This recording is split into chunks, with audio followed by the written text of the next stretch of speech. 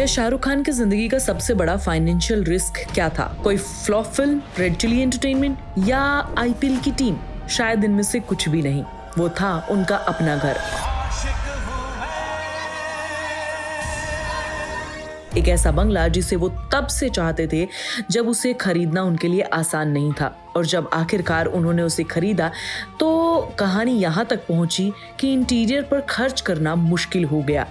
अब ये बात थोड़ी अजीब है क्योंकि एसआरके को हम सिर्फ एक्टर के तौर पर जानते हैं। वो बिजनेस समझने वाले आदमी भी हैं। अपनी प्रोडक्शन कंपनी बनाई, आईपीएल टीम खरीदी, ब्रांड्स बनाए, फिर एक घर के मामले में फाइनेंशियल लॉजिक इतना पीछे कैसे चला गया? और उससे भी इंटरेस्टिंग बात यह है कि सालों बाद एसआरके ने इसी घर के बारे में कहा कि वो चाहते हैं कि उनके बच्चे ही नहीं, आने वाली जनरेशन भी शायद यहीं रहे।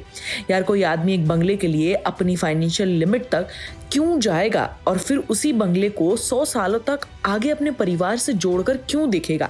शायद इसलिए क्योंकि एसआरके के लिए मन्नत सिर्फ कभी एक प्रॉपर्टी थी ही नहीं, लेकिन ये समझने के लिए हमें मन्नत से बहुत पहले की कहानी समझनी पड़ेगी। 1997 में यस बॉस की शूटिंग के दौरान शाहरुख खान बांद्रा के पुराने सी फेसिंग बंगलों को देखते हैं। उस वक्त उसका नाम था विला विना। शाहरुख को घर पसंद आ गया और उसके मन में उसे खरीदने की इच्छा बैठ जाती है, लेकिन उस समय वो आज वाले शाहरुख खान नहीं थे। डीडीएलजे आ चुकी थी, बाजीगर, डर जैसी फिल्म उन्हें बड़ा स्टार बना चुकी थी, लेकिन मन्नत जैसा बंगला खरीदना फिर भी कोई छोटी बात नहीं थी। इसलिए घर पसंद आया, सपना वही रह गया। कुछ साल बाद जब मौका आया तो एसआरके ने उस सपने को जाने नहीं दिया और वो विला आखिरकार उनका हो गया। लेकिन यार, यहीं से कहानी बहुत ज्यादा इंटरेस्टिंग हो जाती है। आमतौर पर कोई आदमी अपनी फाइनेंशियल कैपेसिटी को देखकर घर खरीदता है, पहले बजट तय करता है, फिर घर देखता है। एसआरके के मामले में शायद सीक्वेंस उल्टा था। उन्होंने पहले घर देख लिया, उससे प्यार हो गया और फिर तय किया कि इसे लेना है। बाद में उन्होंने खुद बताया कि घर खरीदना इतना बड़ा खर्चा था कि इंटीरियर के लिए पैसे कम पड़ गए। गौरी ने खुद घर के इंटीरियर पर काम करना शुरू किया और धीरे धीरे वही काम उनके अपने इंटीरियर डिजाइनिंग करियर का हिस्सा बन गया। यानी थोड़ा फनी तरीके से कहें तो एसआरके ने बंगला तो खरीद लिया, लेकिन अब उसे घर कौन बनाए? इसका जवाब बनी गौरी। एसआरके ने बिल्डिंग खरीदी और गौरी ने उसे घर बनाया। लेकिन आखिरकार इस एक बिल्डिंग से इतना अटैचमेंट आया कहां से? ये जानने के लिए शाहरुख खान की जिंदगी में थोड़ा सा पीछे जाना पड़ेगा। शाहरुख खान बहुत छोटे थे जब उनके पिता मीर ताज मोहम्मद खान का निधन हो गया था। फिर 1991 में जब शाहरुख खान सिर्फ 25 साल के आसपास के थे और उनकी जिंदगी का नया चैप्टर शुरू होने वाला था, उनकी माँ फातिमा खान भी चल बसी। बॉलीवुड में उनकी पहली बड़ी सक्सेस देखने से पहले ही उनके माता पिता जा चुके थे। शाहरुख ने बाद में कई बार अपने पेरेंट्स के खोने के बारे में बात की और बात उनकी इंटरव्यूज में हर बार निकल कर आई कि उनके जाने के बाद घर का मतलब उनके लिए बदल गया था।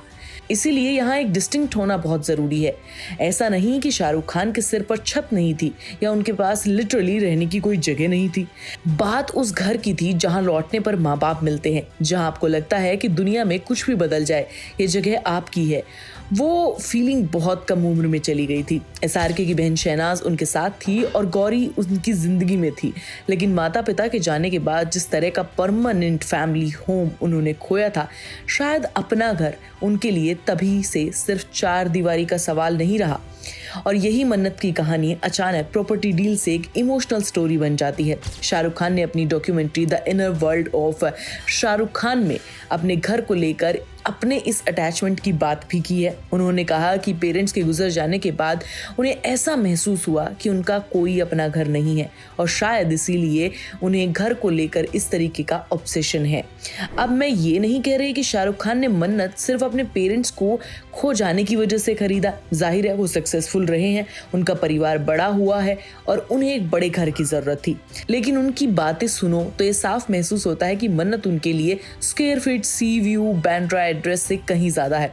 और शायद यहाँ गौरी की कहानी भी उतनी इम्पोर्टेंट है, क्योंकि शाहरुख खान ने सिर्फ अपना पुराना घर नहीं खोया था, उन्होंने इसके बाद अपना नया परिवार बनाया था। गौरी के साथ मुंबई आए, दोनों ने साथ में जिंदगी शुरू की, आर्यन हुए, फिर सुहाना और बाद में इब्राहिम। यानी जिस आदमी के लिए घर की पुरानी डेफिनेशन बहुत जल्द खत्म हो गई थी, उसके लिए अब एक नई फैमिली थी जिसके लिए वो एक नई डेफिनेशन बना सकता था। और मन्नत शायद उसी डेफिनेशन का फिजिकल रूप है। एक ऐसी जगह जहां फैमिली आए और जाए नहीं, बल्कि वहीं से जनरेशन शुरू हो। यार मुझे इस कहानी की सबसे इंटरेस्टिंग बात ये लगती है कि जब हम मन्नत को देखते हैं तो हमें शाहरुख खान दिखाई देते हैं। बंगले के बाहर हजारों फैंस खड़े होते हैं, बर्थडे पर भीड़ लगती है, ईद पर एसआर के बालकनी में आते हैं, हाथ फैलाते हैं, पूरा रास्ता लोगों से भर जाता है। हमारे लिए मन्नत लगभग बॉलीवुड का टूरिस्ट स्पॉट है। दिल्ली से आया एक लड़का बॉलीवुड का किंग बना और अब मुंबई के सबसे फेमस घरों में से एक में रहता है। इसीलिए हमारे लिए मन्नत सक्सेस का एक सिंबल है। लेकिन हो सकता है कि शाहरुख खान के लिए उसी घर का मीनिंग बिल्कुल अलग हो। इसका एक क्लू उन्हीं की बातों से मिलता है जिसमें उन्होंने मन्नत को सिर्फ अपने बच्चों तक सीमित नहीं रखा, उन्होंने भविष्य की जनरेशन की बात की। वो चाहते हैं कि एक ऐसा फैमिली होम बने जहां उनके बच्चे रहें और शायद उनके भी बच्चे और उनके भी बच्चे। इस डिजायर को सिर्फ इन्वेस्टमेंट की तरीके से देखो तो इसका कोई खास मतलब नहीं बनता। मुंबई की प्रॉपर्टी की कीमत बढ़ेगी, बेच देंगे, दूसरा घर ले लेंगे। लेकिन एसआर के जिस तरह मन्नत के बारे में बात करते हैं उसमें बेचने वाली प्रॉपर्टी कम और फैमिली इनहेरिटेंस वाली फीलिंग ज्यादा दिखाई देती है। जैसे वो सिर्फ अपने लिए घर नहीं खरीद रहे थे, वो अपने परिवार के लिए एक परमानेंट एड्रेस बना रहे थे। और शायद यही वजह है कि मन्नत की कहानी बाकी इन्वेस्टमेंट से इतनी अलग है। आईपीएल टीम बिजनेस हो सकती है, प्रोडक्शन कंपनी बिजनेस हो सकती है, फिल्म बिजनेस हो सकती है, लेकिन मन्नत का हिसाब शायद एक्सेल सीट से नहीं पूरा बैठता। क्योंकि कुछ परचेज रिटर्न ऑफ इन्वेस्टमेंट के लिए नहीं होती, वो किसी चीज को परमानेंट बनाने की कोशिश होती है जो जिंदगी में कभी परमानेंट नहीं रही। और शायद एसआरके के लिए फैमिली और होम का रिश्ता कुछ ऐसा ही है। और यार इस कहानी को सिर्फ दुख में भी नहीं देखना चाहिए। मन्नत उस लॉस की याद जरूर दिला सकता है, लेकिन उससे कहीं ज्यादा वो जिंदगी का प्रूफ है जो शाहरुख खान ने उस लॉस के बाद बनाई।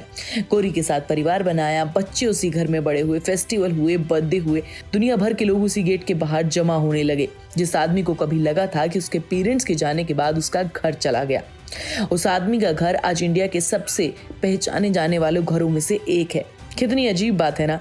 जिस चीज की कमी शायद सबसे ज्यादा उन्हें महसूस हुई, आखिर में वही चीज उनकी पब्लिक आइडेंटिटी का हिस्सा बन गई। शायद शाहरुख खान के लिए मन्नत इस बात का प्रूफ है कि आखिरकार उनके पास कुछ ऐसा है जिसे वो अपने बच्चों को दे सकते हैं और कह सकते हैं कि ये है हमारा घर। तो अब शुरुआत वाले सवाल पर आते हैं। फाइनेंशियली स्मार्ट आदमी ने अपने घर के लिए इतना बड़ा रिस्क क्यों लिया?